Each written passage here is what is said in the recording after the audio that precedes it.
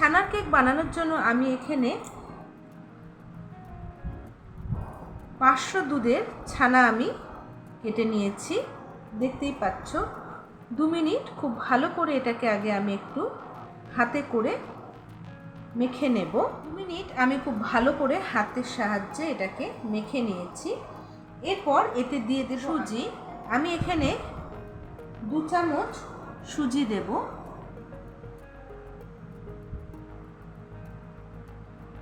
দিয়ে দেব 2 চামচ ময়দা।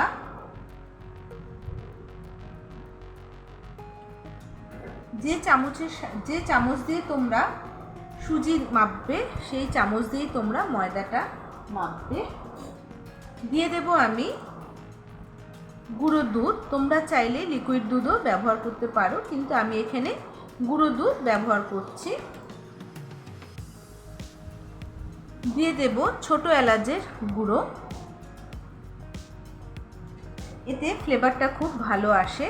সমস্ত উপকরণগুলো আমি খুব ভালো করে একটু মিশিয়ে নেব। শুকনো উপকরণগুলো আমি একটা বাটির মধ্যে নিয়ে নিলাম।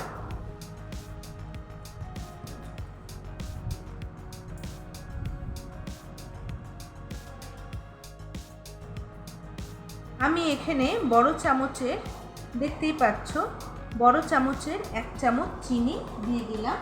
মিষ্টিটা তোমরা যে যেরকম পছন্দ করো সেরকম দেবে। এবার আমি দিয়ে দেব জল। তোমরা চাইলে লিকুইড দুধ ব্যবহার করতে পারো, কিন্তু যেহেতু আমি এখানে গুঁড়ো দুধ দিয়েছি তাই আমি এখানে জল ব্যবহার করলাম।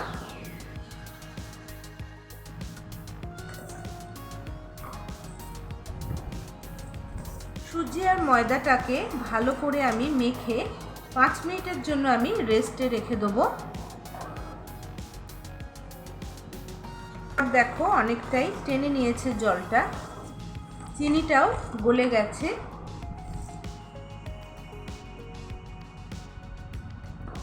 এবার আমি এর মধ্যে দিয়ে দেব মোরব্বা।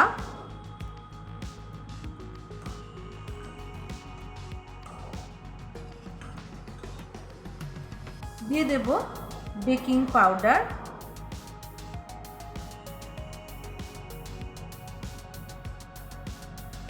বেকিং সোডা,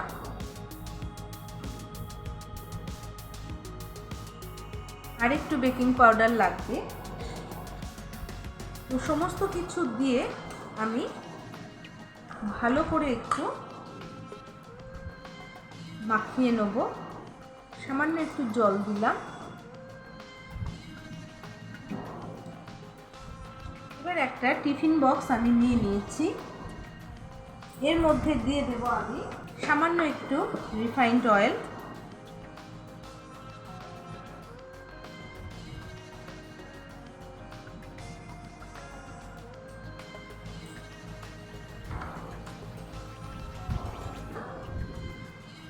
রিফাইন্ড অয়েল দিয়ে 4-5টা আমি ভালো করে মাখিয়ে নেব।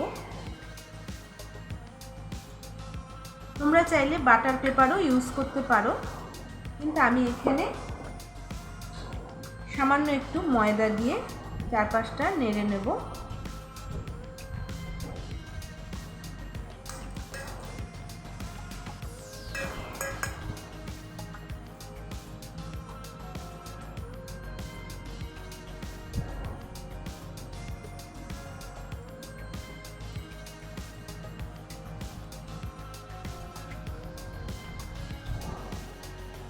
ময়দা মাখিয়ে নিয়েছি।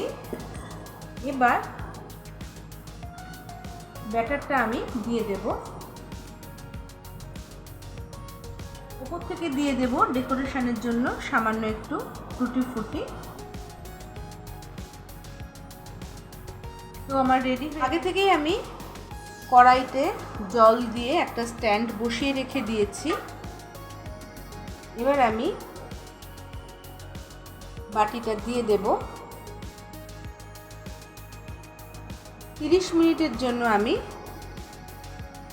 ঢাকা দিয়ে দিলাম। দেখতেই পাচ্ছ ছানার কেক আমার রেডি হয়ে গেছে। তোমাদের কেটে দেখাই।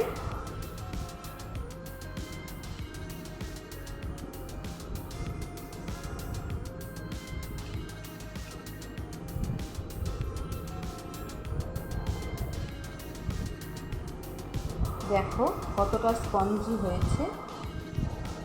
এই দেখো মোরব্বাটা। তো কেমন লাগলো আমার এই ছানার কেক রেসিপিটা অবশ্যই কমেন্ট করে জানিও। ভালো লাগলে শেয়ার এবং সাবস্ক্রাইব করতে ভুলো না।